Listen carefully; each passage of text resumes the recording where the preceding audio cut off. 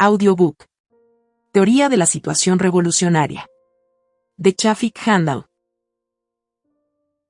Hacia junio de 1987, y para la inauguración de la capacitación en la educación política, para el desarrollo de cuadros en la etapa final de la Guerra Popular Revolucionaria, Shafik Handal ofreció una larga exposición sobre el devenir del movimiento revolucionario que hasta ese año se había gestado. Un fragmento de dicha exposición es la que tienen en sus manos.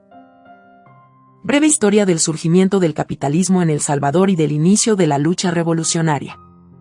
El movimiento de la Federación Sindical levantó banderas económicas, por un lado, pero por otro, también políticas. La principal bandera económica fue la lucha por las 8 horas de trabajo, jornada decretada bajo la presión de la movilización que llevó a cabo la Federación Regional de Trabajadores. La federación formó sindicatos de trabajadores agrícolas del café y la caña, sobre todo en el occidente del país. Asimismo, organizó a los indígenas. Todavía había bastantes núcleos concentrados en el país, porque la ley de disolución de las comunidades indígenas había tardado en aplicarse en la zona costera, de la cual no tenían interés los cafetaleros. Fue hasta que llegó el gobierno de Tomás Regalado cuando empezó a interesarse por esta zona y a despojar a los indígenas de Sonsonate, Izalco, Nahuizalco y Huayúa.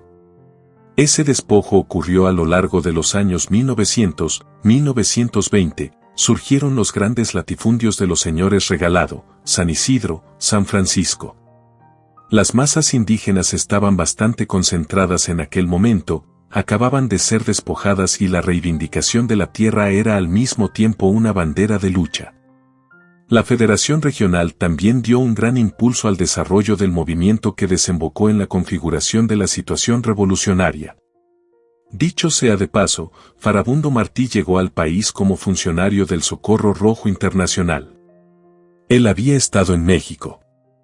Era funcionario del Comité del Caribe de este organismo internacional y fue allí donde empezó a darse a conocer. Había participado en la formación del movimiento centroamericano. Un primer intento de formar un partido comunista se hizo en Guatemala por el año 1923-1924. Se buscó crear un partido comunista centroamericano, pero no cuajó. Se había abierto una época de revolución, en los años 20 surgió la crisis estructural y el proceso fue avanzando hacia la situación revolucionaria. Se puede decir que todas las luchas de los años 20, sobre todo a partir del año 1924, configuraron un periodo prerevolucionario. En 1930 concurrieron hechos que eran como detonadores para la maduración de la situación revolucionaria que se venía desarrollando. Es necesario mencionar que, en 1927, la dictadura de los Meléndez Quiñones, instalado desde 1913, había llegado a una crisis. La dinastía había acudido al populismo y no les dio resultado, incluso crearon la Liga Roja, nombre atractivo a la población, como si fuera un movimiento populista que levantaba una plataforma de reformas.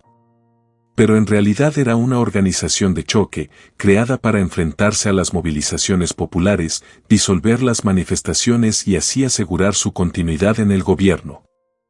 Fue una primera modalidad de lo que después en la historia del país, en los años 60, fueron las llamadas patrullas paramilitares, la Organización Democrática Nacionalista, Orden, utilizadas por la dictadura para reprimir e infundir miedo a la población rural y urbana. No les dio resultado tampoco. Habían fracasado. Entonces la dinastía decidió hacer una maniobra más grande. Pusieron de candidato a presidente a su abogado, Pío Romero Bosque, pensando que éste campearía el temporal, la tempestad, que iba a reducir el estado de ánimo popular, a calmar la situación, y luego devolverles el gobierno. Pero este fulano les dio la espalda a los Meléndez Quiñones y se vinculó con los sectores de la burguesía que se proponían modernizar al capitalismo, sosteniendo el planteamiento del desarrollo hacia adentro. Pío Romero, al asumir la presidencia, nombró como ministro de Hacienda a José Esperanza Suay, quien también tenía ese pensamiento. Además, legalizó los métodos, amplió las libertades, particularmente para el movimiento de los trabajadores. El presidente Pío Romero llevó un gobierno de bastante apertura en relación con el de los Meléndez Quiñones, particularmente con la intelectualidad. Pero, como empezaba a sentirse el impacto de lo que después llegó a ser la crisis económica mundial, esto provocó más motivación para la lucha de los trabajadores. La dirección de los trabajadores estaba en manos de los sectores más radicales de la Federación Regional, porque se había desatado la lucha ideológica y política en el interior de la organización. Fue derrotada la tendencia reformista y sus seguidores fueron expulsados. De este modo se mantuvo activo el movimiento obrero. Romero Bosque, como respuesta, empezó a descargar fuertemente la represión contra los trabajadores, la cual duró todo el periodo de su gobierno. Se aproximaron las elecciones presidenciales de 1931 y apareció en escena el ingeniero Arturo Araujo, quien provenía de una familia terrateniente y se había formado en Inglaterra. Él traía el esquema de formar un partido laborista y logró fundar una organización que se llamó así, Partido Laborista. Los reformistas expulsados de la Federación Regional se convirtieron en núcleo de activistas, de cuadros agitadores, del Partido Laborista. Alberto Masferrer, quien era uno de los ideólogos de aquel movimiento burgués liberal, era director del periódico Patria. Él había elaborado concepciones reformistas también en el terreno social. Toda aquella teoría del minimum vital y se asoció con Arturo Araujo. El Partido Laborista surgió como la posibilidad de continuación del gobierno de Pío Romero Bosque y la afirmación en el poder de los sectores de la burguesía que trataban de implementar un nuevo modelo económico del capitalismo. Este partido logró atraer a gran parte de las masas campesinas, levantó la bandera de la tierra y, como los pobladores que formaron las masas campesinas venían del movimiento de los trabajadores y era gente muy fogosa, realmente lograron atraer a la inmensa mayoría de los campesinos al lado del partido. A esas alturas, la represión había llegado a niveles altos.